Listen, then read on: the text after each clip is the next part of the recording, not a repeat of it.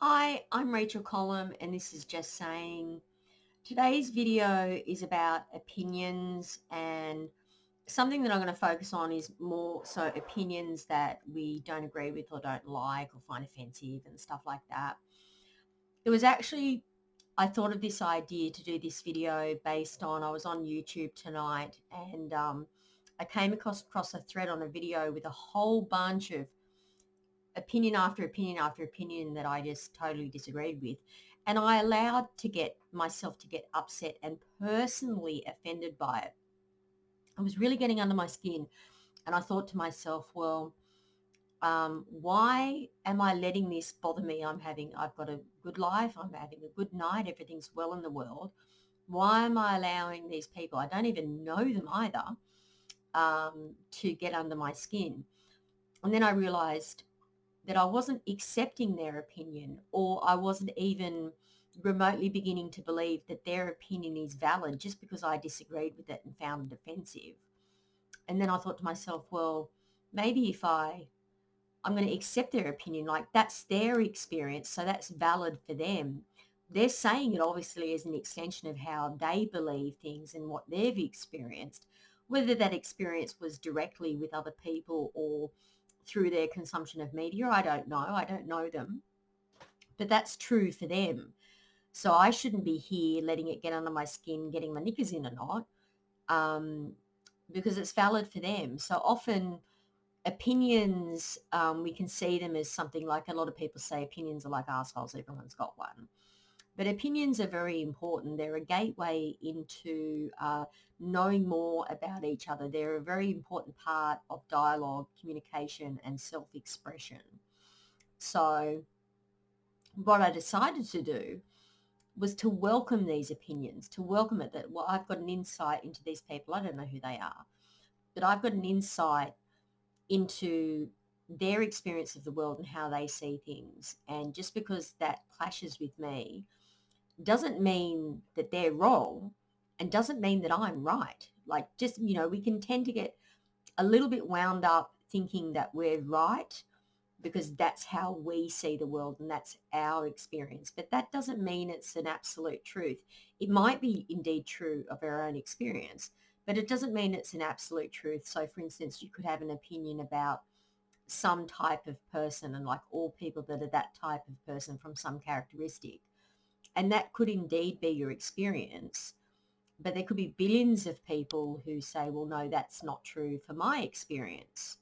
So, it's a funny thing that, you can have your own unique experience, and that can inform you of things, and you can reach conclusions that can be very true relative to your own experience, but they're not the experience of the wider population. But it still doesn't make it not true, and it doesn't necessarily make it true. It just makes it true for your experience. So anyway, I took a whole bunch of notes on this. I don't normally write notes on videos I'm going to do, but I just felt in the mood. I felt very thoughtful. So I am going to refer down. I'm sorry about the reflection in my glasses too. I'm going to refer down to my notes. So it's going to be a bit of a disjointed presentation, but basically opinions, everyone is entitled to them. Everyone's entitled to an opinion, and I do not believe in censoring opinions or coercing people one way or another into having like consensus opinions and things like that. I think that's a very dangerous thing to do, because I think if you're trying to address any kind of division by forcing some members of society to hold certain opinions, or at least express that they have those opinions, you're only creating further division. And the other thing is then you don't know what people really think. Opinions are a gateway into a person's psyche. And, if we censor opinions and tell people, no, you're not allowed to think in certain ways, then you don't know really what that person stands for, what they believe in, and how they really think about things. And I would much rather know how a person really thinks, even if they think I'm the worst thing in the world. I'd much rather know that than have a person controlled so that everybody tells me I'm the most wonderful thing ever. Like if I was some big dictator or something, like some of the dictators in the world, that you're not allowed to make fun of them, you can go to jail and all this kind of stuff. So, I think we shouldn't seek to control each other with our own opinions and ideas and beliefs. That's something that should be that is a right. It doesn't mean anyone has to pay attention to it or listen to it, and it doesn't mean you can um, impress your opinions on someone else if they don't want to hear them. We've got to respect each other. But what's the big deal if someone disagrees with you, even if they think something and you think, oh, well, that sounds hateful or this, that, the other? It's like an opinion is just a reflection of a person's experience in some way. So, at the very least, an opinion tells you something about this other human being. So, I think bring it on. Opinions are good. Opinions also are a very good conversation starter. What opinions can lack a lot is context. So, especially on social media like YouTube and places like that, a lot of people throw out opinions and there's not a lot of context around it, like explaining like how they got to that conclusion or what they even mean sometimes. Sometimes it can be vague and general or very sweeping. And, so when a person offers their opinion, something that we can choose to do is to ask them, well, um, what's your evidence for that, or what's your experience, or how did you come to that conclusion?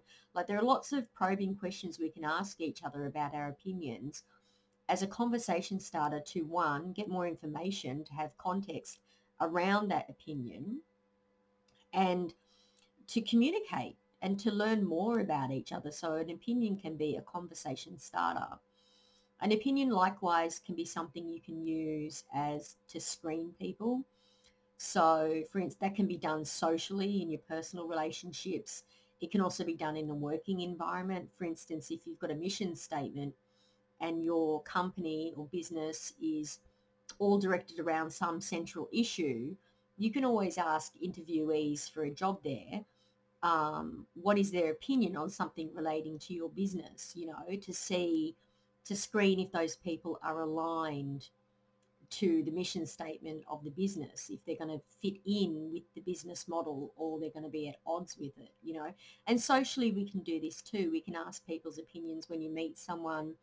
You can talk to them casually and say, oh, what do you think about this and what do you think about that? Like a lot of people have very strong ideas about the vaccines and the whole lockdowns and everything that the whole world experienced over the last 3 years.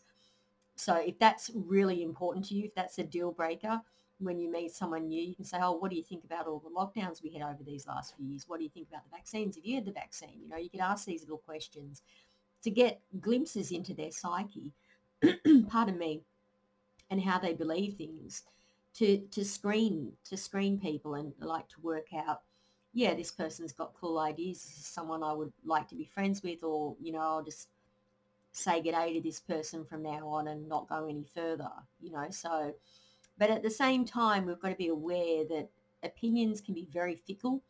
They can be very susceptible to moods and state of mind. So, like, state of mind could be the difference between being affected by a substance or being completely sober.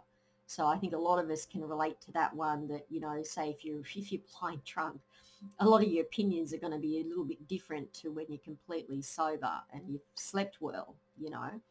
So opinions are very fickle, and from that point of view, sometimes we can invest a lot of emotional energy into someone's opinions. And from the point of view when we consider that they can be very fickle, it's probably a best idea to not get so emotionally invested in someone's opinion, especially when it's just a statement without any other information. I think when we talk to each other and we expand on those opinions that we have and learn more about each other and how we really operate and work and what we really believe in, then you've got something more substantial to react to. Whereas an opinion in itself is not something that anyone really needs to get terribly upset about. We can just accept that, well, that person has an idea in the world that is completely different to how I see it.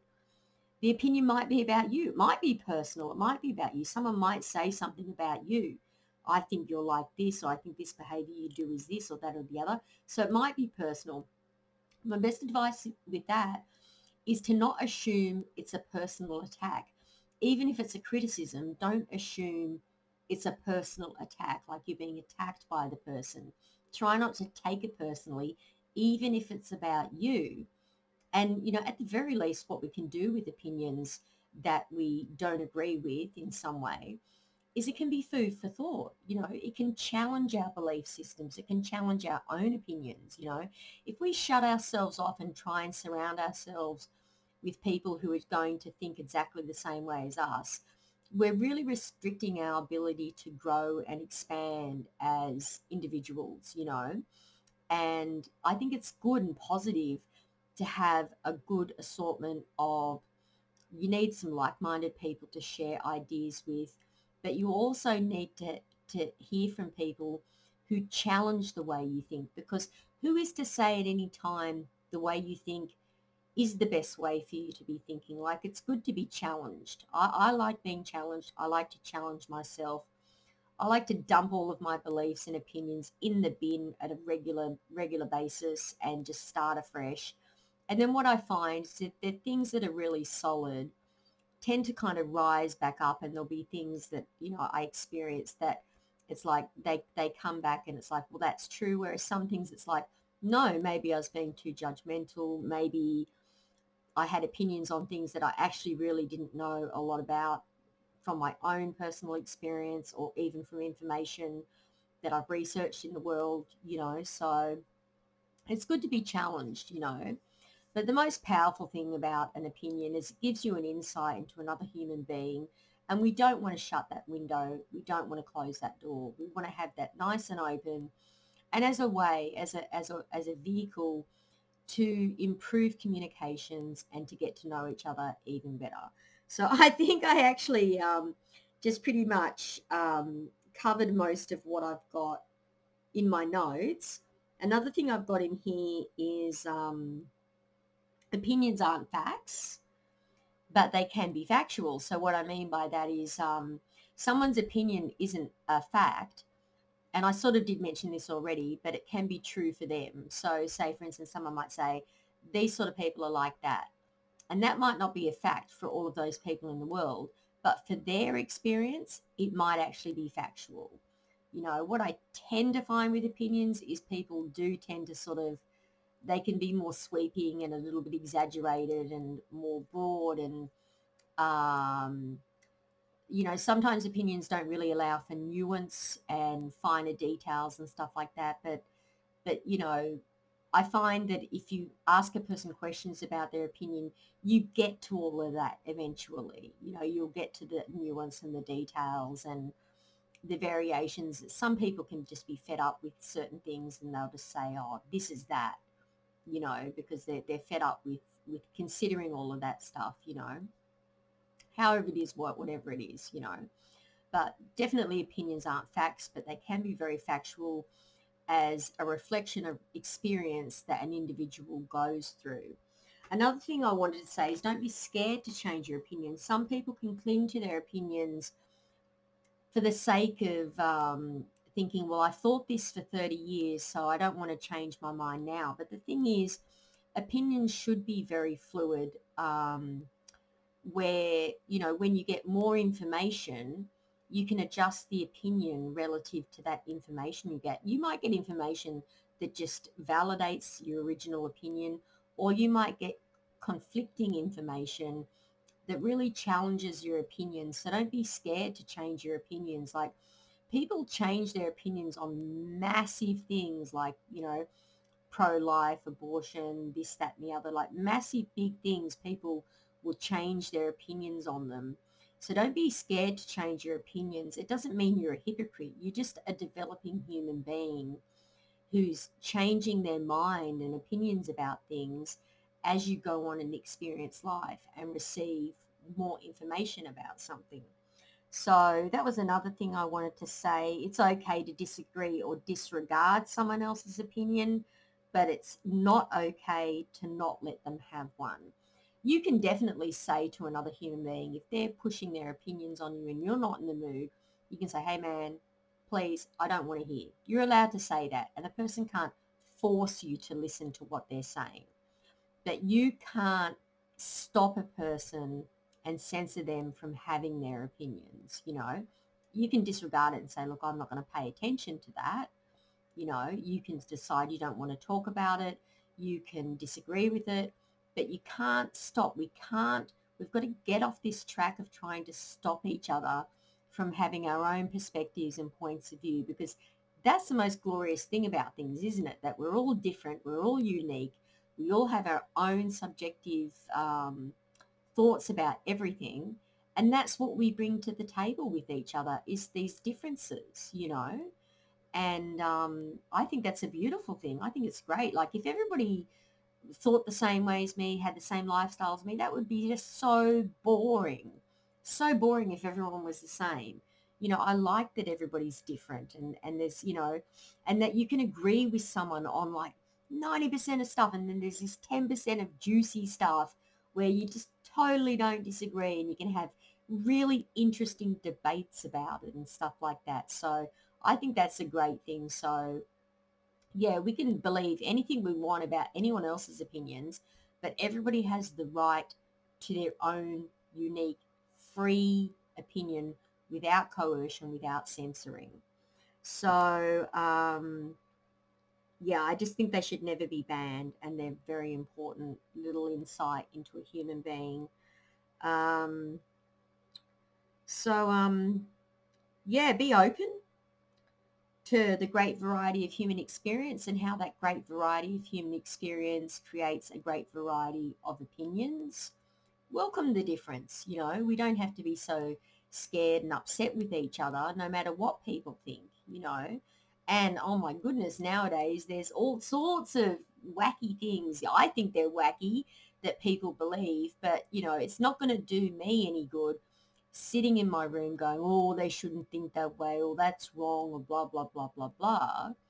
I can draw a line in the sand with some things and say, look, I'm never going to agree with that. But it still doesn't deny the fact that, in a free world, we can think what we like. You're allowed to think what you like. As long as you are not hurting anyone, breaking the law and hurting anyone, being cruel and destructive, you can think what you like. It doesn't matter. And we shouldn't be seeking to control each other. And I see that control coming from both sides of the aisle. So this is not the political aisle I'm talking about. This is the censorship aisle. So we know that there are definitely um, people who are seeking to censor people and mandate that we've got to say things in certain ways and believe things in certain ways and only hold, like, there's sort of like government approved opinions, which is a fact, because in some countries you can go to jail for not having the right opinion. That is so wrong. But then on the other side of that, you've got people saying, well, the things that they're supporting, they shouldn't have those opinions. And it's like, well, how about, you're a grown up, I'm a grown up, you're a grown up. We're allowed to think and believe whatever we want, as long as you're not hurting anyone. Think what you want. Does it really matter? Well, yeah, it could really matter, couldn't it? Because, opinions turn into actions. People can have a lot of opinions which then become the actions that steer the course of reality. But everybody's entitled to do that.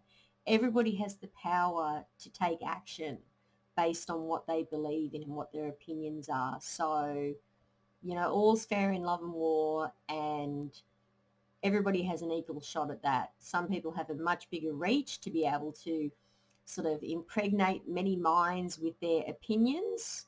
So that's true. But, anyone nowadays who's a grown person should have enough discernment to know, that that's someone else's opinions, and discern whether that's something you're going to agree with or not, and what you want to do about it. So, yeah, I say welcome the differences. Challenge your own beliefs from time to time. There's nothing harmful about that. Update your thinking as new information comes in. You don't have to be a slave to a set of beliefs and opinions for your whole life, unless it works out that way, of course, that you've all the information you get supports what you've believed all along, then that's great. Wow, that's really consistent. That doesn't happen for most people. So, yeah. And just realize that opinions are a gateway into exploration of human psyche, human character, and a really good starting point for communication. So I hope that helps. It certainly helped me thinking in that way, and I wanted to share that with you. So don't worry so much about people's opinions, and yeah, just respect that we're all allowed to have them. Cheers.